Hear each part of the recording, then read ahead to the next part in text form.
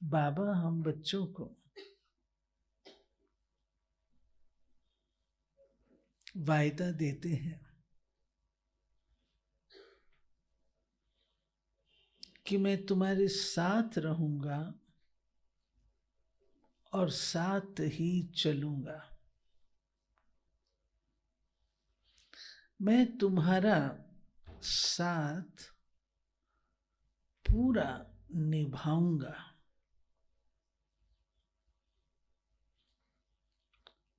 और हम बच्चे उस अनुभव को महसूस करते हैं।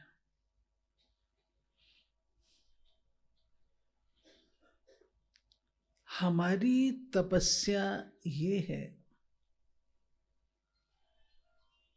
कि बाबा का साथ हमसे छूटने ना पाए। आमतौर पर ये जो मार्ग है, जो बाबा हमको राह दिखाते हैं, उस राह पर विशेषता क्या है? राह की विशेषता क्या है?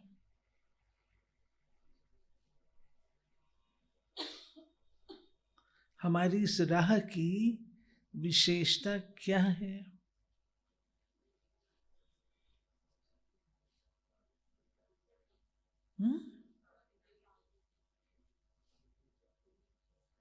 इस राह की विशेषता है कि हमें इस राह पर अकेले चलना, न्यारा और प्यारा। और फॉर्मूला क्या बताया? जितने न्यारे होते जाओगे उतने प्यारे बनते जाओगे। अब प्रैक्टिकल में देखें, जब भाई बहनें इस फॉर्मूला को अप्लाई करते हैं तो हमने देखा है या तो वो बिल्कुल न्यारे हो जाते हैं या बहुत प्यारे बन जाते हैं। लेकिन बाबा ने कहा न्यारा भी रहना है तो प्यारा भी रहना है। न्यारा कैसे रहना है? न्यारा कैसे रहना है?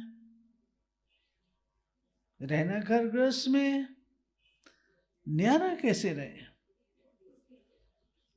अब मैं आपको छोटी सी बाबा की बात है। क्या मुझे घर में रहते हुए मैं और मेरापन इसका आभास होता है? भाइयों में होता है मैंपन, मैं बीज रूप हूं, मैं रचयिता हूं, अथॉरिटी वाली बात। और माताओं में होती है मेरेपन की बात।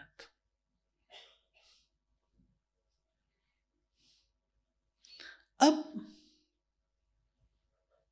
मैं कौन हूं और मेरा कौन है? यहां बैठे हुए अभी हम प्रश्न पूछ रहे हैं तो आप उत्तर देंगे मेरा तो शिव बाबा है। क्यों? आपके बाल बच्चे, आपके बहन भाई, आपके माता पिता, आपके साथी, क्या वो आपके नहीं है?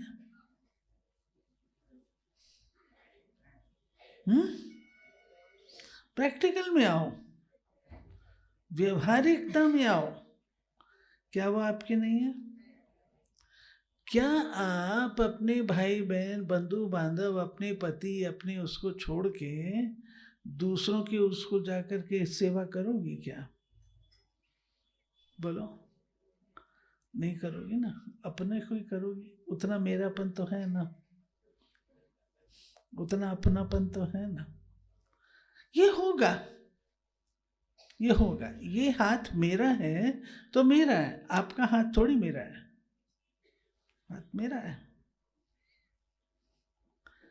अब आती है बात, इसमें हमको अलौकिक होना है, प्यारा होना है, न्यारा होना है।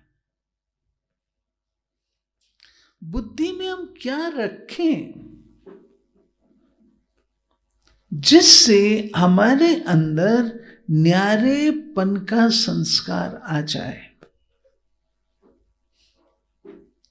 बुद्धि में हम रखेंगे ये सब मुझे ठाकुर मिले हैं सेवा के लिए।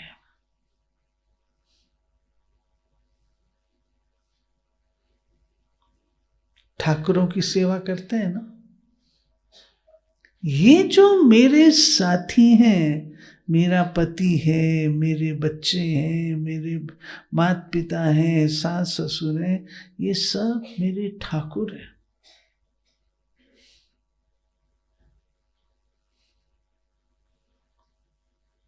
इनकी सेवा मुझे करनी है।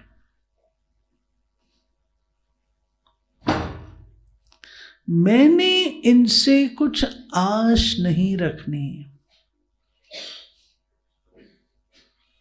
आश रखना माना कर्मों का हिसाब किताब बनाना। समझ लेना, आश रखना माना कर्मों का हिसाब किताब बनाना। सेवा करना माना हिसाब किताब चुकतू करना। घर गृहस्थ में रहते हैं, अगर कोई अच्छी तरह से नहीं बोलता है थोड़ा फील करते हैं, कोई थोड़ा अच्छी रीत से बोलता है उससे ज्यादा प्यार करते हैं। ये हुआ हिसाब किताब का बनना।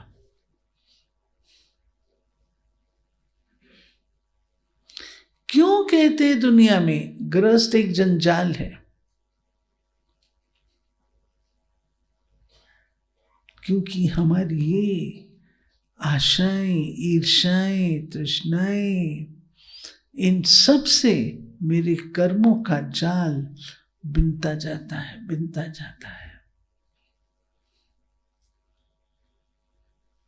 मुझे न्यारा बनना है, अपनी वृत्ति में आत्मिक वृत्ति को बसाना है।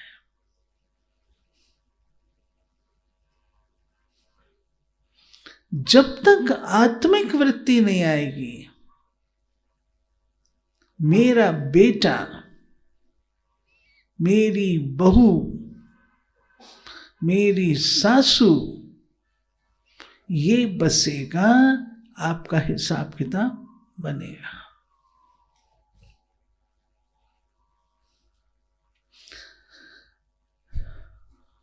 हम लोग बच्चे थे,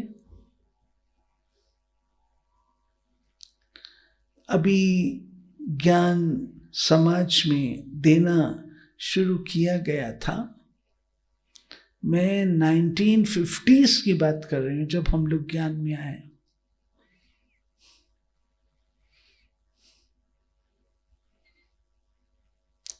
उन दिनों में हम लोग बच्चे थे, माता पिता को हम लोग क्या कहते थे? पूरी भाई, निर्मला बहन,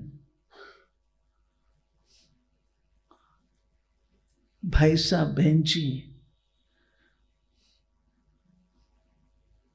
तो ये तो समाज स्वीकार नहीं करेगा ना, बाबा मुरली में करते। लेकिन हम लोग ये करते थे, देखा उससे नुकसान होता है तो चेंज किया। बाबा ने वृत्ति में कहा है, बाबा ने ये थोड़ी कहा मुख से तुमको ऐसा बोलना है।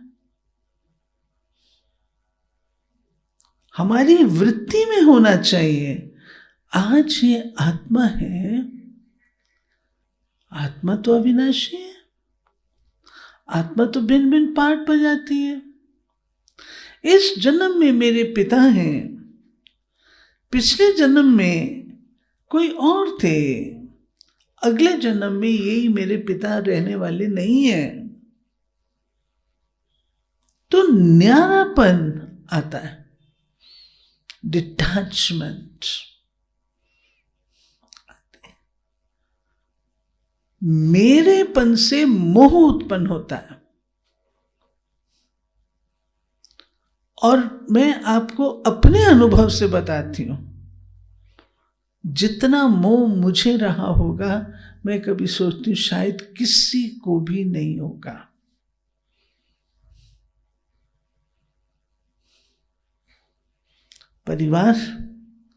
परिवार में प्रेम प्यार से रहते थे, बहुत प्रेम पाया, इज्जत पाई, सब कुछ किया। पिताजी का सिर्फ फोन आता था बेंगलोर से, मैं दिल्ली में थी।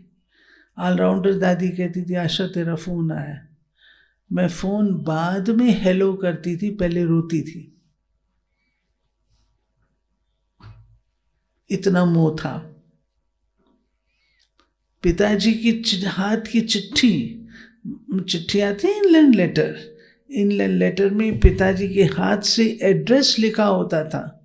वो एड्रेस देख करके रोना आता था, पिताजी के घर से ये चिट्ठी आई है। इतना तो कोई में भी मुंह नहीं होगा, मैं सोचती हूँ, इतना मुंह था।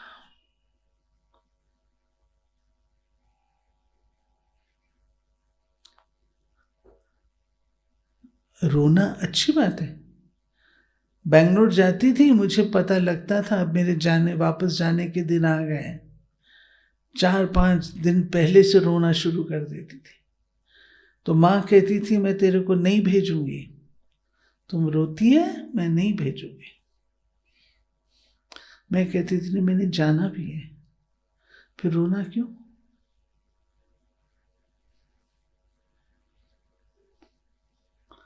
पिताजी यूं बैठे हैं, मुझे यूं बिठा के पूछते थे बेटा तुम कैसी हो। इतना ही उनका पूछना, मेरा झरझर रोना, तुम रोती क्यों? मैंने कहा आप पूछते क्यों?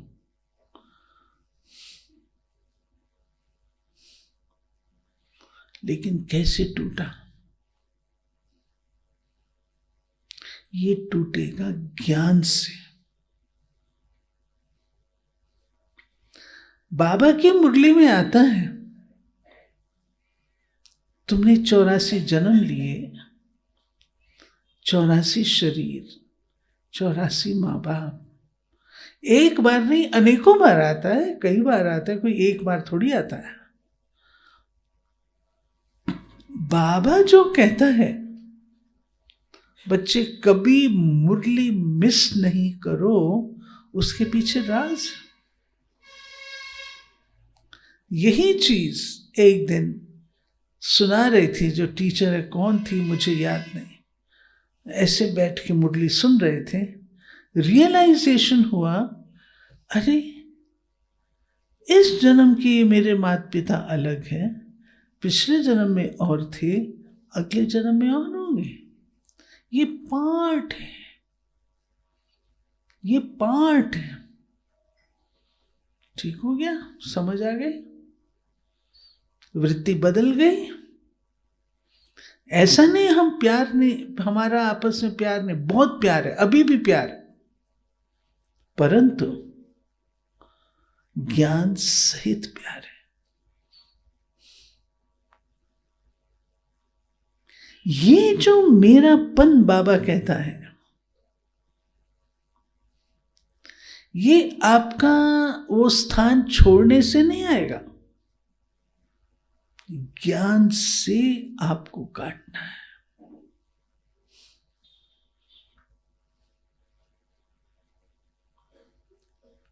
ऐसे मैंपन है,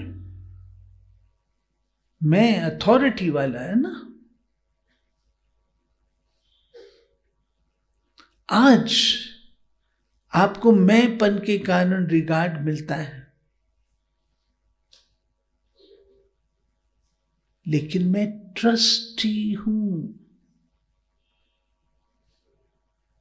ये मेरे बाल बच्चे, ये मेरा परिवार ड्रामा ने मुझे दिया है, मैं ट्रस्टी हूं।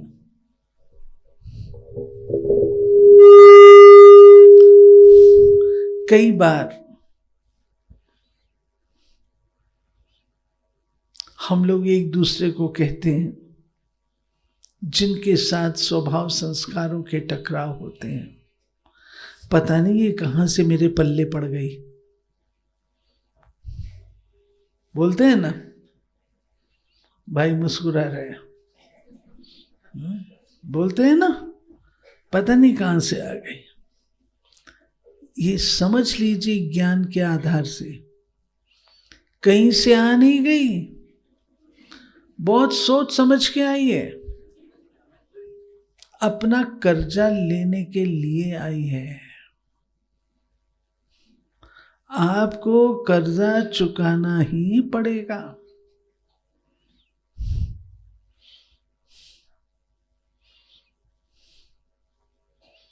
हमारे पास दिल्ली में ORC में है ना भाई लोग,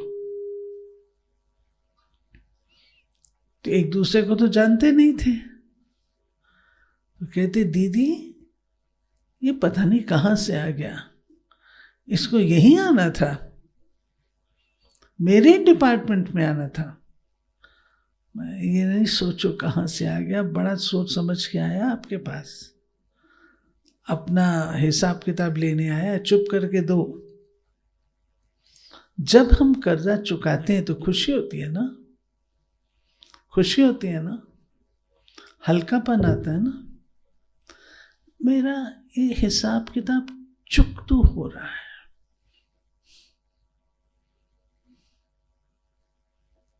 लेकिन होगा ये ज्ञान से, याद रखिएगा, ज्ञान से, न्यारापन।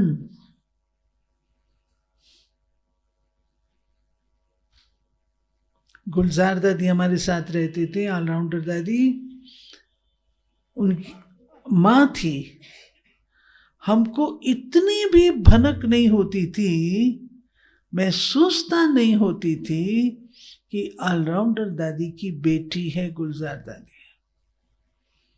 ऑलराउंडर दादी गुलजार दादी को इतनी रिस्पेक्ट देती थी, इतनी रिस्पेक्ट देती थी, बिल्कुल महसूस नहीं होता था मेरी बेटी। हमारा हाल क्या है? चलते चलते किसी ने दो शब्द प्यार से बोले, बस उनके हो लिए। नए संबंध बना लेते हैं। ये जो बात मैं कह रही हूं, नए संबंध बना लेते हैं, ये बहुत खतरनाक है। पुराने हमने चुकतो नहीं किए, पुराने हमने चुकतो नहीं किए और नए बना लिए। वो कब चुकतो करेंगे? पहले तो अवज्ञा की, बाबा ने कहा नया कुछ बनाना नहीं है, और अवज्ञा करने के बाद मैं उस चीज को पालती हूं। मैं आपको सूक्ष्म बात बताती हूं। हम लोग दिल्ली पांडव भवन में रहते थे, हम लोग का आपस में बहनों का बहुत प्यार था, कन्याओं का बहुत प्यार था। तो मधुबन से बड़े दीदी मनमोहिनी भेजते थे, जाओ देखो पांडवन में कितना प्यार से रहते हैं। लेकिन गुलजार दादी हमारी स्ट्रिक्ट टीचर थी। कन्याओं में होता है ना, एक ही वक्त पर उतरेंगी, एक ही वक्त पर बैठेंगी, एक ही वक्त पर करेंगी। तो दादी गुलजार हमारे उसी में भोजन करते थे। हम लोग ठीक 1 बजे उतरते थे, सब सेवाएं करके, सबको पता था, सब कराएगा। अच्छा, तो आप लोगों का टाइम फिक्स है।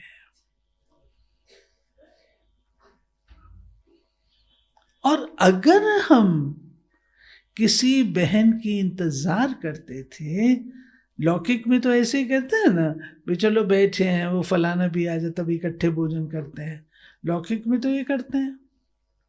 अलौकिक में गुलजार, अच्छा तो आपके पास इतना समय है जो आप इंतजार में 6 बहनें एक के कारण से बैठी।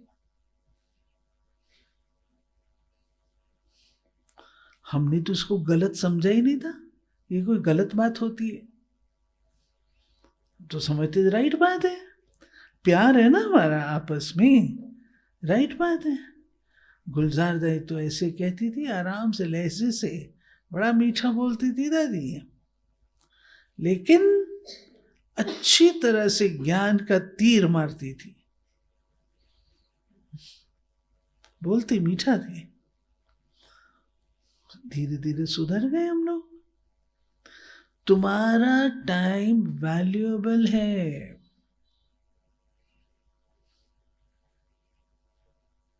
तुम 6 बहनें, 5 मिनट तुमने इंतजार किया, माना 30 मिनट गए। अब ये 30 मिनट किस खाते में गए?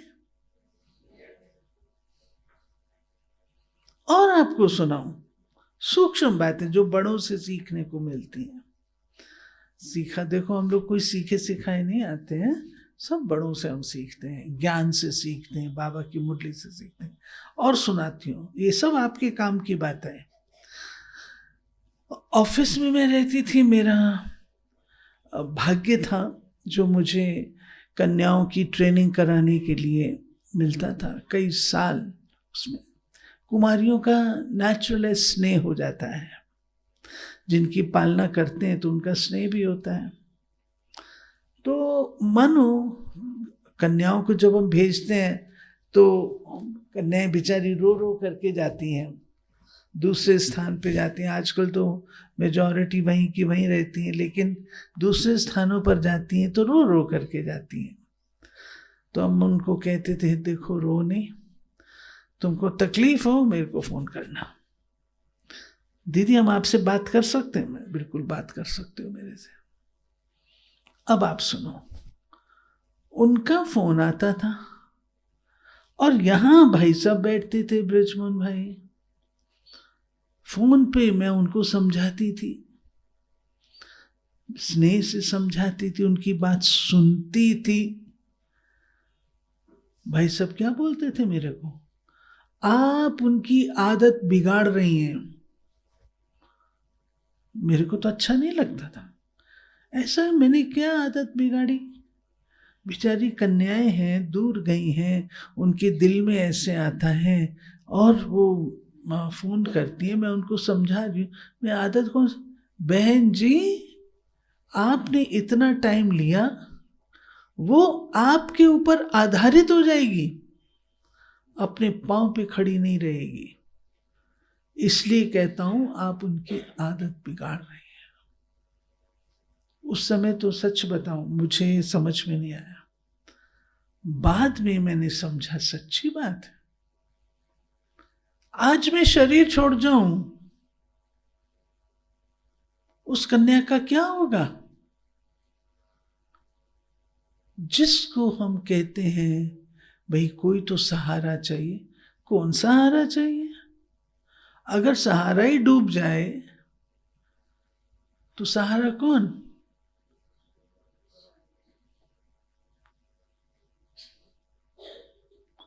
क्या सच में हमें इतना फेथ है, इतना निश्चय उस पर है?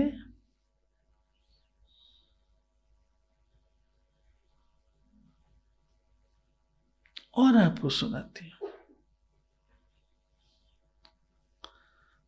लंबी कहानी है, शॉर्ट सुनाती हूं। द्रौपदी का जब चीर हरण हो रहा होता है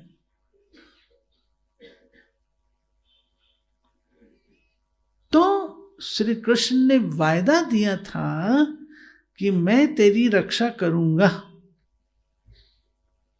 ठीक है ना, वायदा था ना। अब जब चीर हरण हो रहा है, कोई श्री कृष्ण उसको नहीं दिख रहा। वो हाथ में अपनी साड़ी को पकड़े हुए, इधर से देखती छत पर श्री कृष्ण आया, उसके हाथ से साड़ियां निकल रही हैं और ऐसे चक्कर लगा रही हैं, लेकिन द्रौपदी को लपेटती नहीं है। क्यों? द्रौपदी एक हाथ से पकड़ के खड़ी है, ज्यों वो छोड़ती है साड़ी उसको लपेट लेती है। जब तक हम समझते हैं ये मेरा साथ देगा, ये मेरा साथ देगा, ये मेरा साथ देगी, बाबा कहते ले लो, ले लो, मैं साक्षी हो जाऊंगा।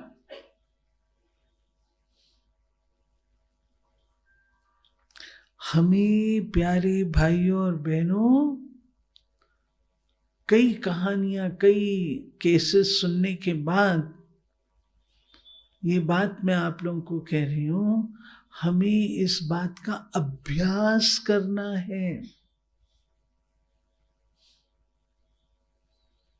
अभ्यास। मैं अकेली हूं, अकेली आई हूं, अकेले जाना है, अभ्यास चाहिए। गुलजार दादी सिखाते थे, यज्ञ में रहते थे तो मानो किसी के साथ चट्टा बेटी हो गई। अब उसकी एक प्रिय सखी है, उस प्रिय अब होता है ना, आतुरवेला होती है, ये मेरे साथ ऐसा, मैं इसको बताऊं, इसको बताऊं। आजकल तो फट से मोबाइल उठा के बताते हैं। अब सोचो, मैं आपको प्रैक्टिकल ले चल रही हूं उस स्थिति में। तो मान लो गुलजार दाई कहती थी उसकी जो प्रिय सखी जिससे वो बात करती है, उसकी खाना बनाने की ड्यूटी है। ड्यूटी तो लगती थी ना यज्ञ में, खाना बनाने की ड्यूटी है, रोटी बनाने की ड्यूटी है, उसको 2 घंटा लगने वाला है। इसका हाल क्या होगा? 2 घंटा, 2 घंटा परेशानी होगी ना उसको। किसको याद करेगी? बाबा याद आएगा या वो आत्मा याद आएगी? कौन याद आएगा? आत्मा याद आएगी। और आत्मा ने उसको अपना चेहरा दिखा दिया तो उसको भी कौन याद आएगा? वो आत्मा याद आएगी। आत्मा सर्वशक्तिमान है या बाबा सर्वशक्तिमान है? बाबा।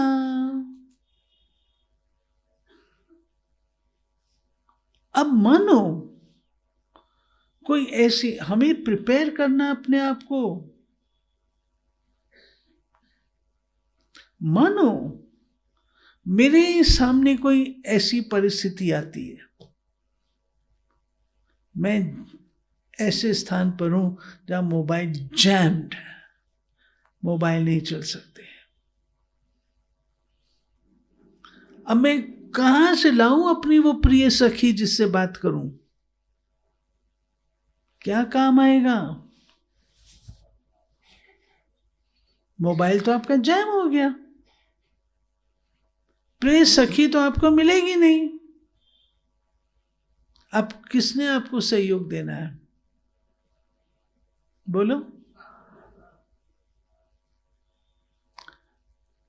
अपने दिल से पूछो, कोई बात होती है उसमें मुझे पहले कौन याद आता है? मेरा बेटा। मानो मेरा एक्सीडेंट होता है, मैं क्या कहती हूँ? मेरे बेटे को बता देना, फलाने को बता देना। जब डॉक्टर कहता है कुछ नहीं चलने वाला, अभी बाबा जाने, लास्ट में बाबा याद आता है। बाबा पहले क्यों नहीं याद आया? सारी उम्र पढ़ाई पढ़ी, बाबा बाबा बाबा, अंत में बाबा कहां चला गया?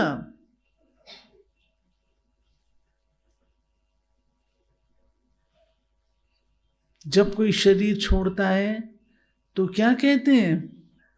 बाबा बोलो, बाबा बोलो, बाबा बोलो। अरे लास्ट में भी मुझे याद कराया जाए, बाबा बोलो, बाबा बोलो। सारी उम्र क्या किया? क्या किया?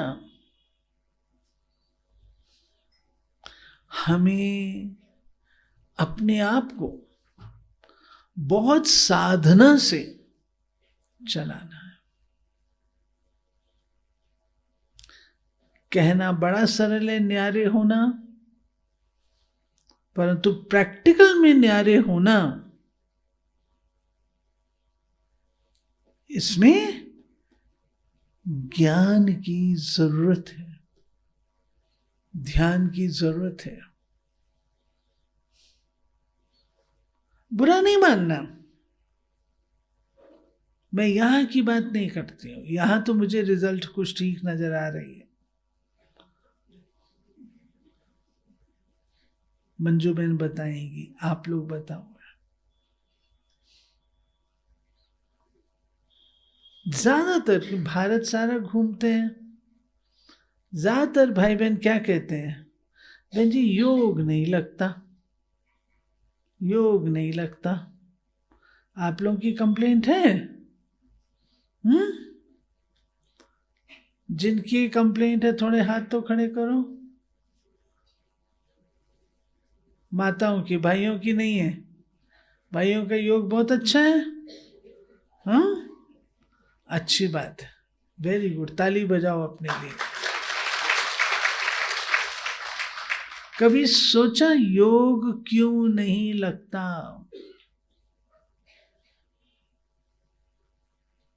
योग क्यों नहीं लगता?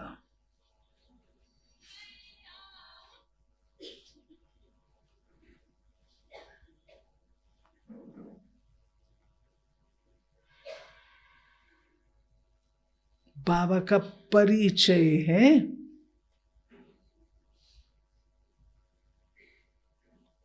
वो ऑलमाइटी अथॉरिटी है,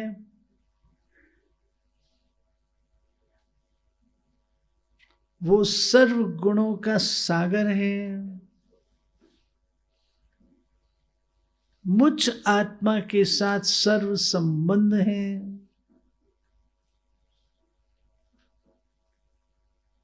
निश्चय पक्का है? पूछो अपने आप से। अगर निश्चय पक्का है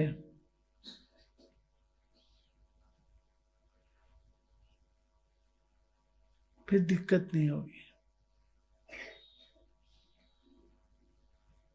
अगर निश्चय पक्का नहीं तो योग नहीं लगेगा।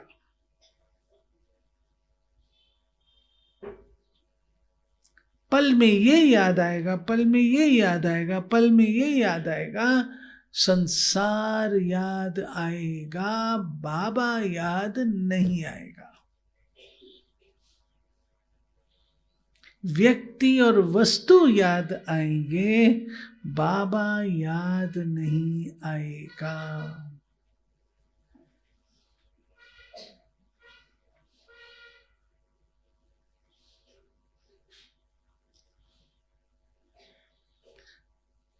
चेक करो।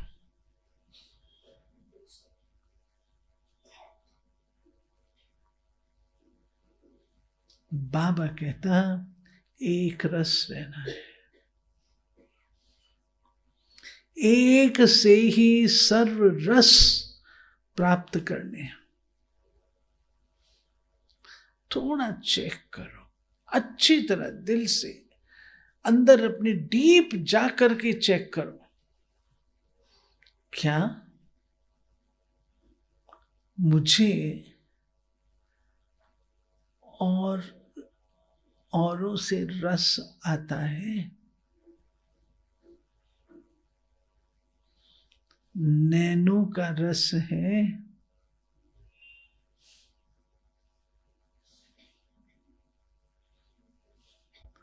उनके पास अकबर ने बिल्ली पाली, सॉरी, अकबर ने पाली 9 बिल्लियां और उनको ट्रेन अप कर दिया कि जब मैं घंटी बजाऊं बिल्लियां आएंगी, उनके सिर के ऊपर मोमबत्ती जगती रहेगी और उस मोमबत्ती की रोशनी में अकबर भोजन करते थे।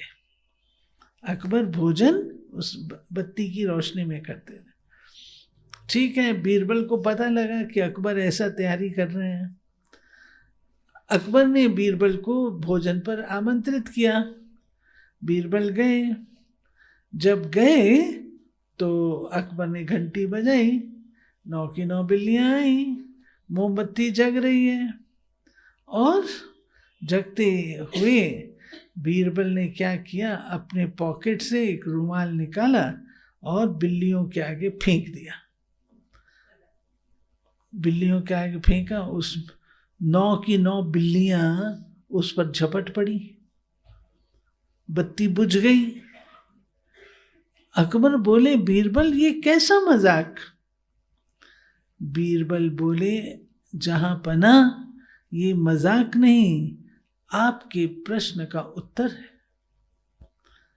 जब तक ये 9 बिल्लियां, इनके आगे कोई आकर्षण नहीं था, तब तक तो ये बड़ी सधी हुई थी। मैंने एक चूहा ही तो डाला इनके आगे, वो भी मरा हुआ। एक चूहे के लिए तो एक ही बिल्ली काफी थी, सबको क्या हुआ? जहां पना मन को एकाग्र करना इतना सरल नहीं है।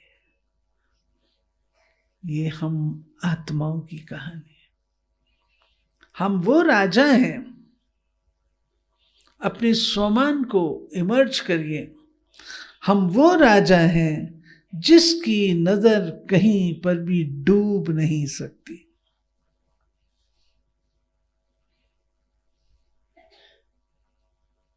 ना किसी व्यक्ति में, ना किसी वस्तु में, ना किसी स्थान पे हमारी नजर डूब नहीं सकती। ऐसे राजा हैं बेतुल वाले, ऐसे राजा हैं जो कहीं पर भी नजर ना डूबे। पहले मैं भाइयों से पूछती हूं, ऐसे राजा हैं या नजर डूब जाती है?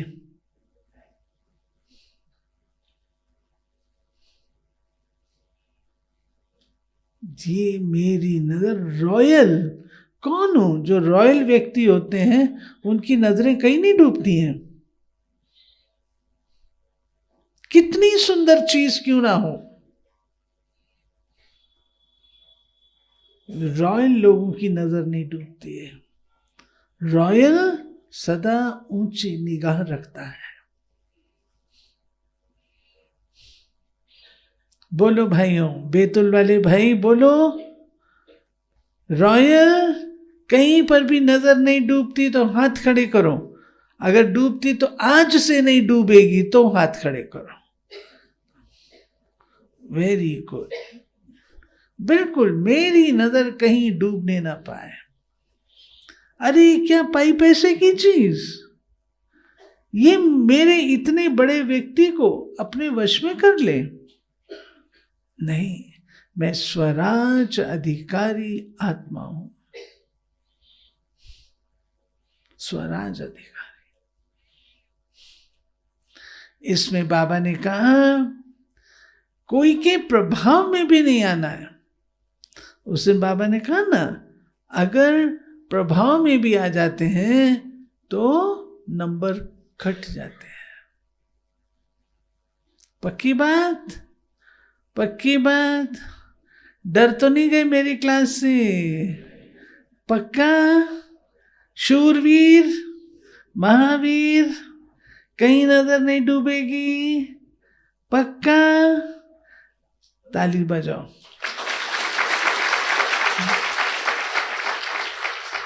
कुमार बोलो।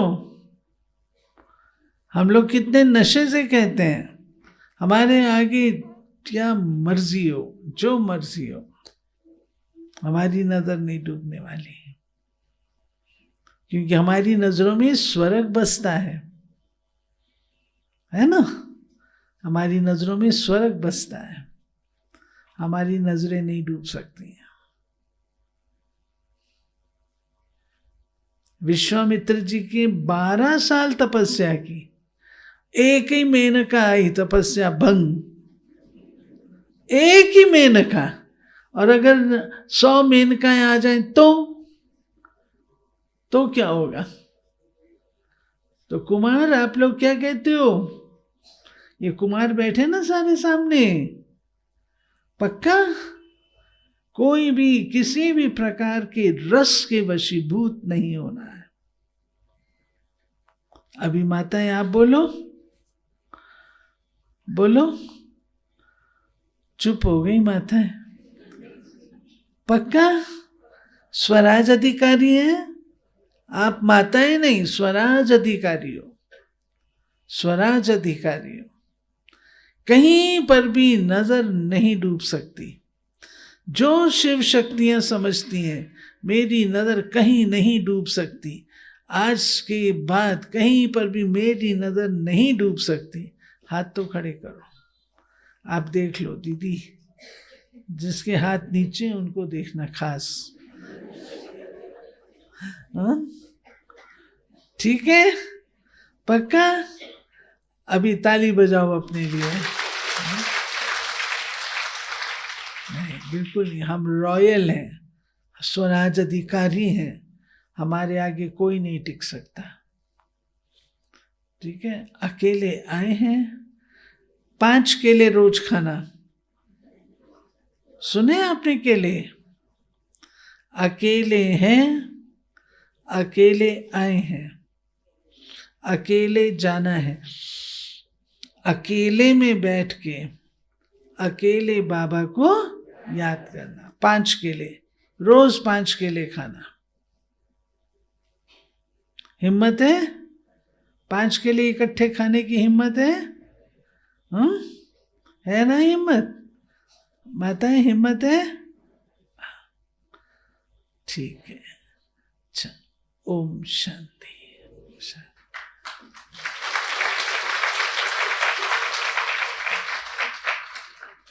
हाँ, प्रश्न पूछो, जो मर्जी पूछो।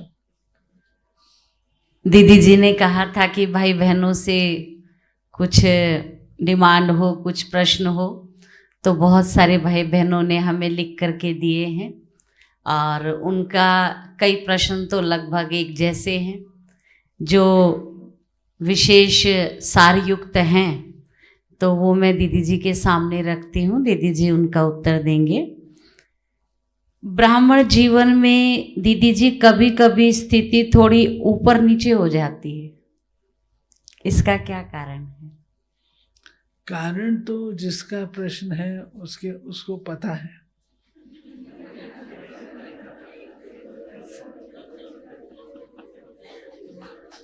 कारण उस बंदे को पता है। देखो, मैं आपको एक ही बात कहूंगी, ज्ञान को यूज करो हर परिस्थिति में, ज्ञान को यूज करो। ज्ञान को यूज करना अर्थात मानो स्वभाव टकराव की परिस्थिति है, तो ज्ञान को यूज करो कि हर आत्मा का अपना अपना स्वभाव है, एक का ना मिले दूसरे से। मुझे इसको केवल टॉलरेट करना है। अच्छा, मानो कोई ऐसी परिस्थिति आई जिसमें बहुत नुकसान हो गया आपका, अब आप रोएंगे तो कुछ बनेगा तो नहीं, लेकिन जो हुआ सो हुआ बाबा, अब आगे से ये ना हो, उसके लिए हम क्या करें? हो गया? आगे से ना, सतर्क रहो। जिस कारण से नुकसान हुआ उस चीज को देखो, क्यों हुआ? अब वो हो गया, वापस नहीं आ सकता, आगे से सतर्क रहो। तो हर बात में जब आप ज्ञान को यूज करेंगे तो आपकी स्थिति ठीक रहेगी। मानो कोई ने शरीर छोड़ दिया, अब वो आत्मा वापस तो नहीं आ सकती। मैं रो धो के क्या करूंगी?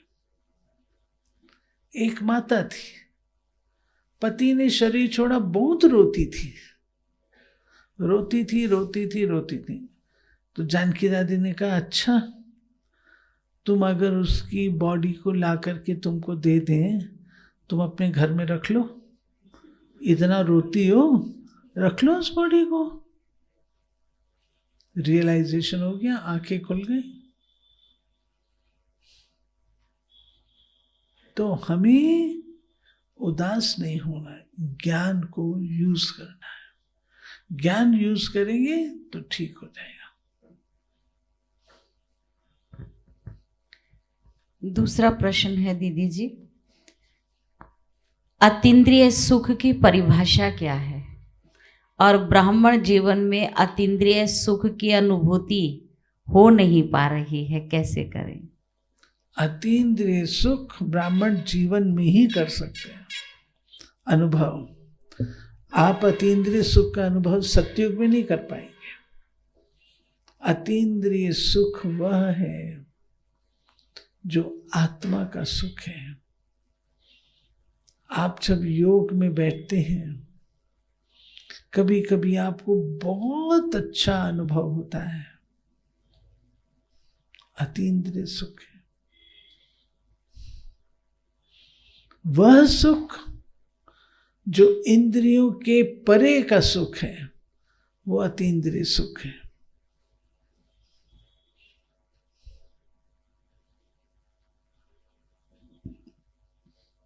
ये अतीन्द्रिय सुख संगम पर गोप गोपियों से पूछो, सत्युग की चीज नहीं है।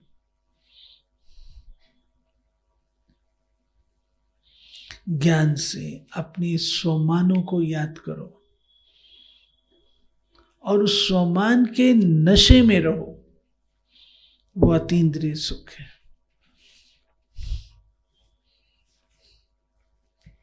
एक प्रश्न और है दीदी जी, ब्राह्मण जीवन में संपूर्ण पवित्रता कैसे धारण करें? संपूर्ण पवित्रता क्या है? देखिए, संपूर्ण पवित्रता है जो कोई भी आत्मा का गुण शक्ति आप पर प्रभाव न डाले, न लगाव, न प्रभाव, न दबाव। संपूर्ण पवित्रता माना बिल्कुल एक्यूरेट, समर्थ, मन, वचन, कर्म, संबंध, संपर्क,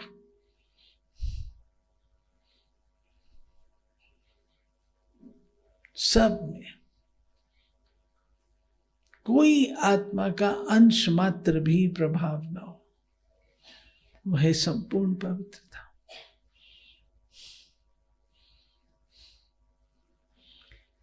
एक प्रश्न है, यह कब आभास होगा कि बाबा और मुझ आत्मा का योग सही लग रहा है? मुझ आत्मा का बाबा से योग सही लग रहा है, उसकी निशानियां और रियलाइजेशन। मेरा योग बाबा से लग रहा है, उसकी निशानी क्या होगी? उसकी निशानी है खुशी, अतीन्द्रिय सुख, नाचना और गाना, ये दिखाई देगा प्रैक्टिकल में। खुशी का पारावार नहीं।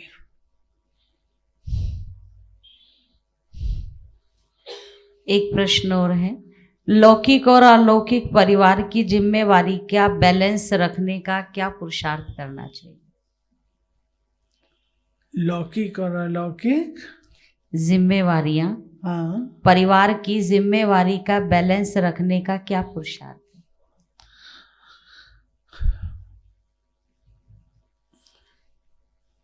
जैसे कांटा होता है ना,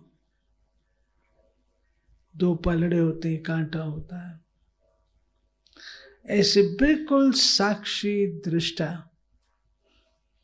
की स्थिति में आकर के फिर जिम्मेवारियां निभाओ। और अगर आप मुझसे पूछेंगे तो मैं कहूंगी अलौकिक के ऊपर ज्यादा ध्यान दीजिए, तो आपका लौकिक भी सुधर जाएगा।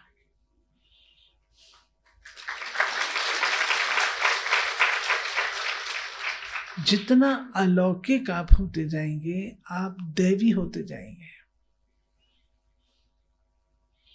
आपकी शक्ति बढ़ती जाएगी।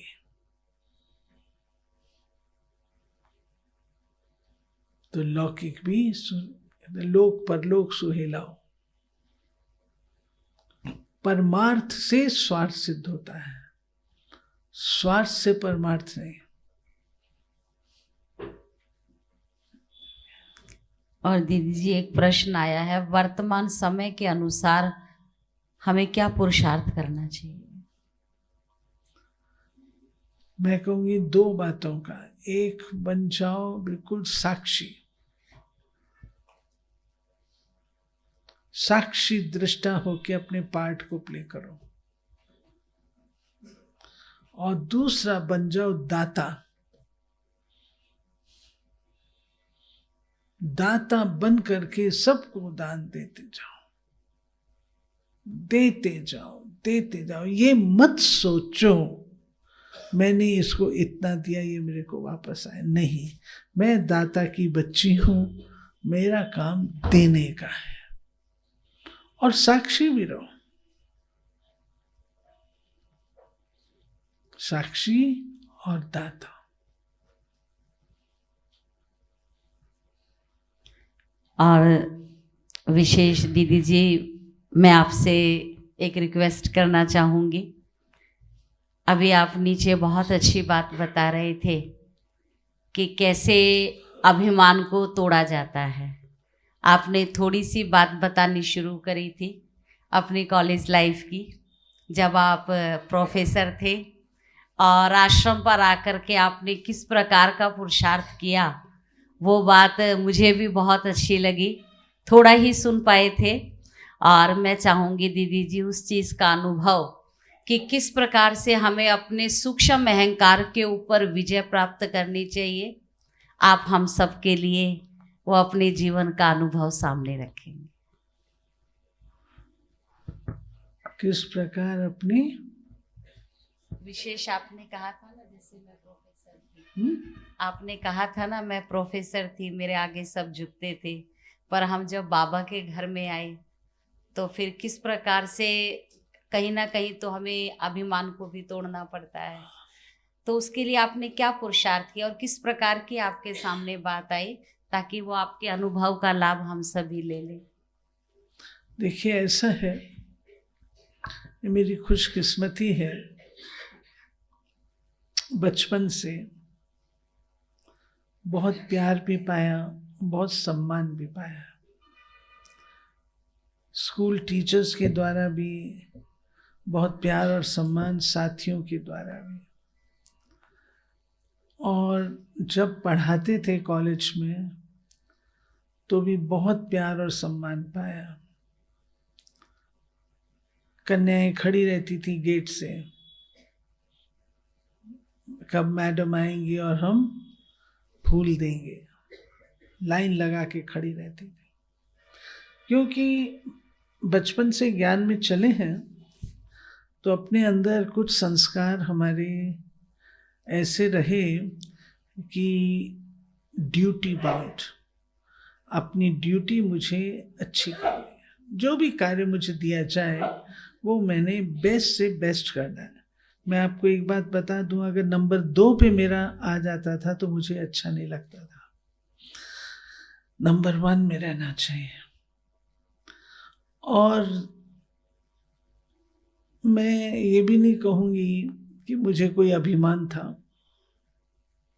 अभिमान भी नहीं था, लेकिन इतना ज़रूर था कि जब मैं समर्पण होने के लिए कदम उठा रही थी तो सबने मना किया था, माता पिता ने भी मना किया था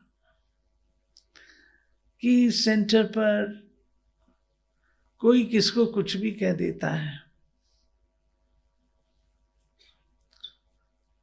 कभी चरित्र पर भी कलंक लग जाता है।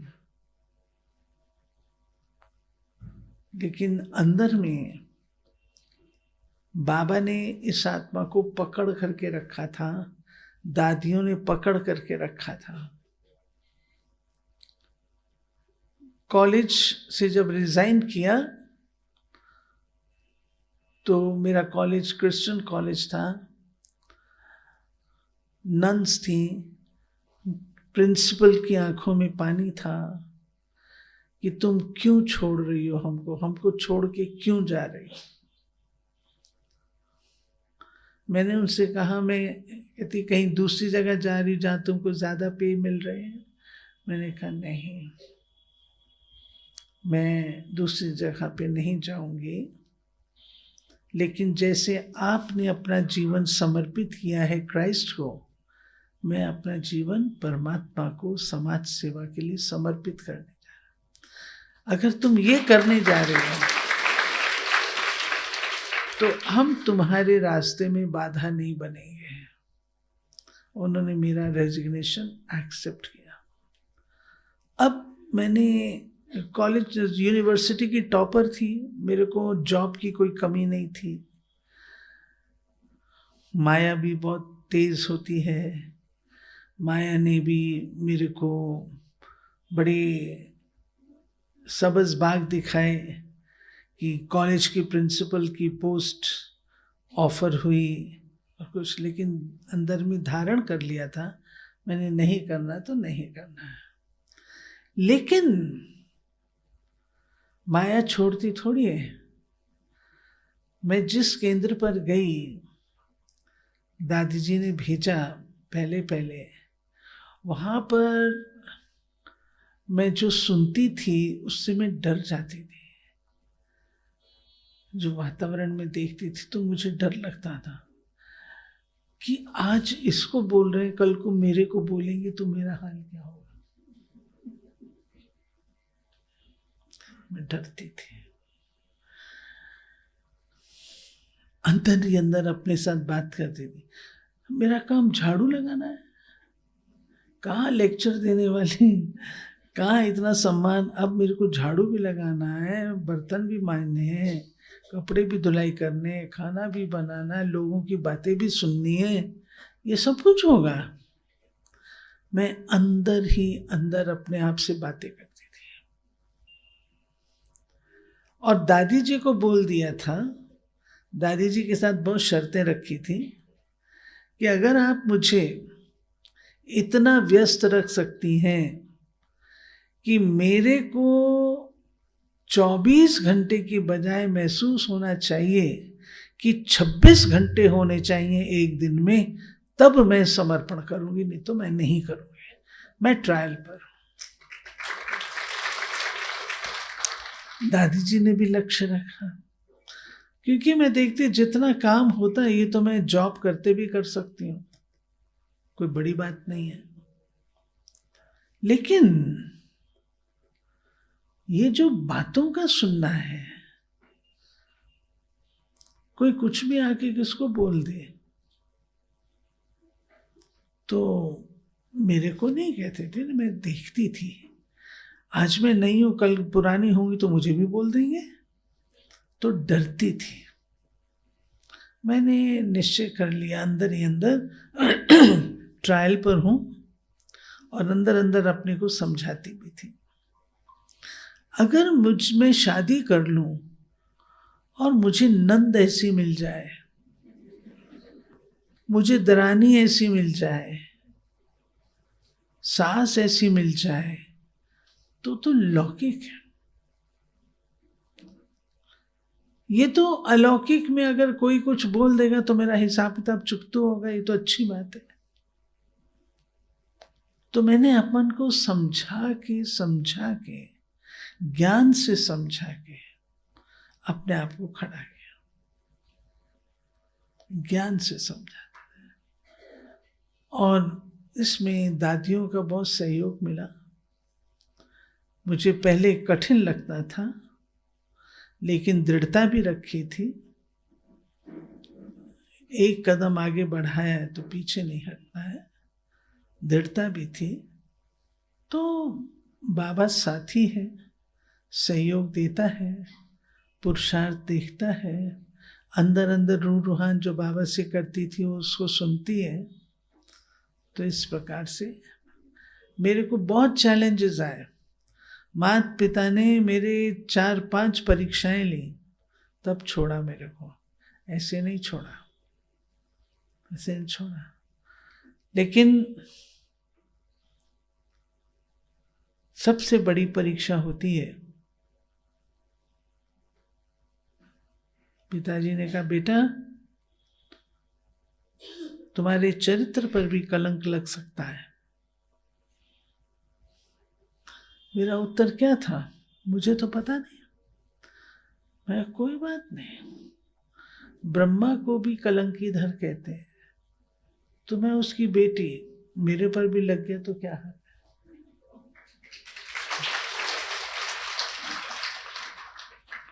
पिताजी पहले तो ऐसी बात कभी होगी नहीं। अगर ऐसे जाने अनजाने कभी किसी ने वैसे ही लगा दिया तो मैं ऐसे समझूंगी कि मैं ब्रह्मा की वो बेटी हूँ। थोड़े बच्चों में जो ब्रह्मा के इस टाइटल को भी लेते हैं, ऐसे अपने को समझाया, पूरा ज्ञान से समझा के अपने आप को चलाया। मेरे को कोई प्यार की इच्छा नहीं थी कि मुझे दादियों का प्यार मिले या दादियों के प्यार के वश में चली हूँ, नहीं, प्यार से नहीं, ज्ञान से। और ज्ञान से जो बच्चा चलता है वो मजबूत रहता है, ये आप समझ लें। मेरे को कहते हैं, बड़ी दादी से सवाल पूछते थे, मेरे को कहते आशा आप इतनी बड़ी इंटरनेशनल स्पीकर, आप ये छोटे फंक्शंस में क्यों जाती हो? मेरे मन में कभी नहीं ख्याल आया था। मैंने बड़ी दादी को पूछा, मैंने कहा दादी मेरे को ऐसे ऐसे कहते हैं, तो मैं जाऊं या नहीं जाऊं? दादी का उत्तर क्या था? दादी का उत्तर था, दादी नहीं जाती है क्या? दादी भी तो गांव गांव जाती है। तो नहीं आशा, ये हमारा परिवार है, परिवार में कोई कहाँ है कोई कहाँ है, ये हमारा परिवार है, हमें सब जगह जाना है। मैंने कभी ना नहीं बोला। मैं आपको एक बात आज बता देती हूँ, कहीं पर भी सेवा के लिए कभी ना नहीं बोलिए। अगर मैं नहीं जा सकती हूँ तो नहीं जा सकती हूँ, बताऊंगी। जा सकती हूँ तो मैं किसी से भी बार बार मेरी वो पूछ करे नहीं, एक बार में हाँ मीन्स हाँ। असूल है ना अपने। आप भी तो स्वराज अधिकारी हैं, मैं भी स्वराज अधिकारी हूँ। एक राजा दूसरे राजा से कैसे बात करता है? जब आप मन में अपनी धारणाएं ऐसी बनाएंगे, एक राजा दूसरे, क्या बार बार मैं पूछवाऊं क्या? बार बार कहूँ कि आप मेरी 10 बारी मिन्नत करो, आइए बहन जी आइए, तो मैं जाऊं। वो जाना क्या हुआ? जिसमें 10 बार मिन्नत करके बुलाया गया, वो जाना क्या हुआ? रस्सी निकल जाता है। इसलिए अपने आप को ज्ञान के पट्टे पर रखो, ये मैं आप सबको कहूंगी। ज्ञान के पट्टे पर रखिए अपने आप को। ज्ञान का पट्टा हमारा वही हमको बचाने वाला है। हर परिस्थिति का इलाज ज्ञान है। बाबा का दिया ज्ञान कोई दूसरा ज्ञान नहीं है, बाबा का दिया ज्ञान। उस ज्ञान के आधार से चलो। श्रीमत माना श्रीमत, मर्यादा माना मर्यादा, डिसिप्लिन माना डिसिप्लिन। कौन सी गलत बात है? आप जिस निमित्त अपना जीवन देते हैं, जिस निमित्त आप बाबा के बनते हैं, आपको डिसिप्लिन बताया जाता है, आपको मर्यादाएं बताई जाती हैं, आपको श्रीमत बताई जाती है, तो उसका पालन करना तो हमारा कर्म और धर्म है। तब हम पूरा लाभ ले सकते हैं। अगर छेद हो तो लाभ नहीं ले सकते हैं। छेद होगा तो बह जाएगा ना।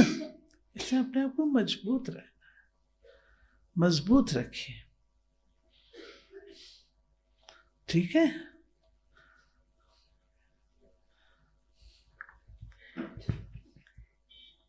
एक आखिरी प्रश्न, किसी भाई ने ये प्रश्न भेजा है। कई बार ब्राह्मणों के अंदर सूक्ष्म अहंकार बहुत होता है। मोटे रूप से जो कहते हैं कि हमें किसी चीज़ का अभिमान नहीं है, अहंकार नहीं है, लेकिन अगर देखा जाए तो सूक्ष्म में अहंकार की जड़ें बड़ी मजबूत होती हैं। तो कैसे सूक्ष्म अहंकार हम खुद पहचानें, क्योंकि अहंकार एक ऐसी बीमारी होती है जिसका स्वयं कम पता चलता है और दूसरे उसको ज़्यादा वॉच कर लेता है। तो दीदी जी, अपने सूक्ष्म अहंकार के ऊपर हम कैसे विजय प्राप्त करें, आप हमें थोड़ा सा गाइड करेंगे।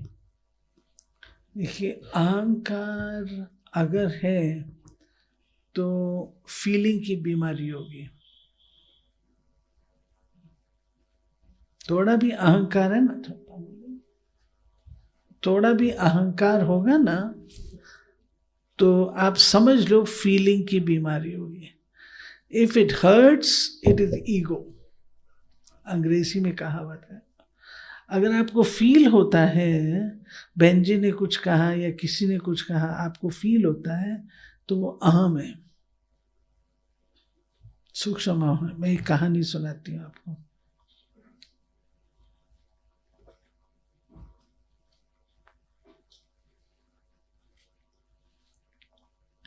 हनुमान जी अहंकारी थे या निरंकारी? बोलो। निरंकारी। हनुमान जी को अहंकार आया। कैसे? कहते हैं एक बार जब ये श्री राम जंगल में जा रहे थे रावण की श्रीलंका पर, तो वानर सेना थी। रोज श्री राम मीटिंग करते थे कि कोई सब कुछ ठीक ठाक है। तो उस दिन भी मीटिंग हुई। सुग्रीव बोले, भगवान सब कुछ है, लेकिन कल सवेरे के लिए नाश्ता नहीं है। नाश्ता तैयार है, फलाने पहाड़ पर तैयार रखा है, सिर्फ लाने की बात है। हनुमान जी ने सोचा कि ये तो अब भगवान जी को मेरी जरूरत पड़ी। हाँ, श्री राम को मेरी जरूरत पड़ी। तो जैसे आंखें मटकाते थे, आंखें मटकाते हुए मैं बैठे हुए, तो सब उनके चेहरे की तरफ देख रहे हैं। श्री राम मुस्कुराए, बोला, हनुमान, हाँ मैं लेके आऊंगा। अंदर में अहम था, ये काम मैं ही कर सकता हूं और तो कोई कर नहीं सकता। मैं ही पवन पुत्र हूं। और जय श्री राम उड़ गए और वहां जहां नाश्ता था उस पहाड़ पे पहुंच गए। वहां पे एक गुफा में माता, बूढ़ी माता नाश्ता बना के बैठी थी। बाहर में चट्टान से दरवाजा बंद था। बोले हनुमान जी, माता माता, मुझे श्री राम ने भेजा है और नाश्ता चाहिए।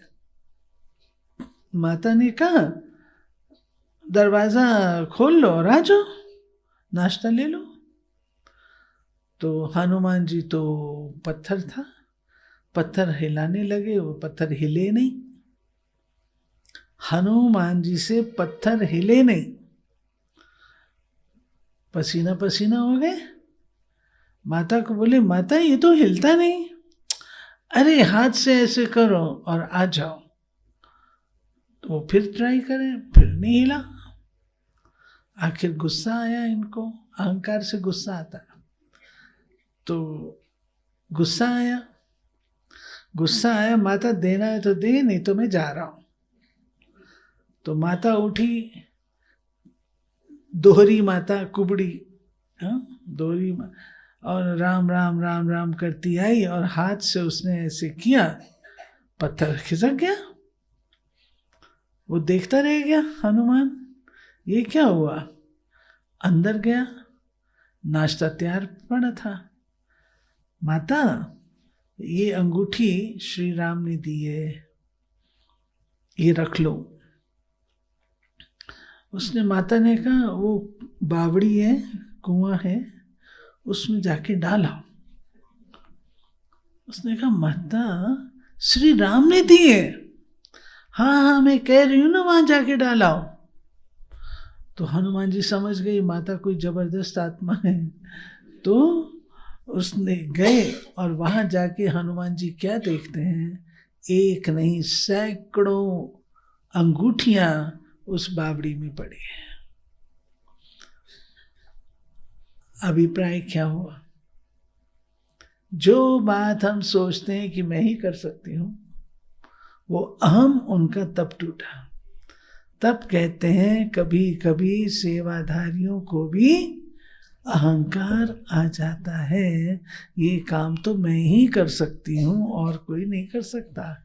बहन जी को मेरी जरूरत पड़ेगी, आज नहीं तो कल मेरी जरूरत पड़ेगी। हम अपने भाग्य को देखें, अहो भाग्य जो भगवान मेरा लेता है। आपको एक घटना सुनाती हूँ, 1950s की है। ऑलमाइटी बाबा का प्रोग्राम था, कानपुर की बात है। कानपुर में उन दिनों में बड़े अच्छे अच्छे युगल थे, 5-7 युगल थे, जिनमें हमारे पेरेंट्स भी थे। तो बाबा का आना था, ऑलमाइटी अथॉरिटी का, और बाबा ने ऊपर से लिस्ट भेजी थी कि ध्यान अवस्था में लिस्ट भेजी थी, कमला गुप्ता थी उनकी, कि कौन कौन बाबा की सभा में बैठेगा। तो बाबा की सभा में बैठने वाले चाहिए थे जो बिल्कुल पवित्रता की धारणा पर है। वहां पर एक भाई आता था जो धनवान था, परंतु धारणा पर नहीं था। उसका नाम नहीं आया तो वो भाई ऐसा बिगड़ा, देखता हूं अब ये सेंटर कैसे चलता है, क्योंकि धन से सहयोग देता था उसको। बाबा थोड़ी उसकी इस अहम से झुकेगा, बाबा को तो इंद्र सभा चाहिए। तो वो भाई चला गया। मेरे को नाम पता भी याद है उसका, बताऊंगी नहीं। चला गया, नतीजा ये हुआ, उसने तो चैलेंज कर दिया ना, देखूंगा अब ये सेंटर कैसे चलता है। वो सेंटर आज उत्तर प्रदेश का जोनल हेडक्वार्टर सेंटर है। तो किस बात का अभिमान करते हैं, किस बात का? याद रखिएगा, आज मैं किसी चीज का अभिमान करूंगी, वो बाबा यूज नहीं करेगा गुण। अगर मैं अच्छा भाषण करती हूँ, मुझे नशा चढ़ जाए, मैं अच्छा भाषण करती हूँ और थोड़े नाज नखरे दिखाना शुरू कर दूं, बाबा स्वीकार नहीं करेगा। आप मुझे कहें बहन जी ये बहन बहुत अच्छी है, इसमें सिर्फ थोड़ा अहंकार है, तो मैं क्या कहूँ, इसको अपने पास ही रखो भाई, मुझे नहीं चाहिए, यही कहेंगे ना। मुझे तो ऐसी चाहिए जो कि निर्माण हो, जिसको मैं कुछ कह सकूं। तो अहंकार कीड़ा है और ये आपको सताता है। अहम पूरा नहीं होता, व्यक्ति तांडव नृत्य करता है, विनाशकारी बन जाता है, क्रोध भी आता है और विनाशकारी बन जाता है। इसलिए ये बहुत जबरदस्त विकार है जो हमारे अंदर नहीं हो। आपको फीलिंग आती है, कोई बात से फीलिंग अगर आती है, समझ लो ये अहंकार की निशानी है। ठीक है।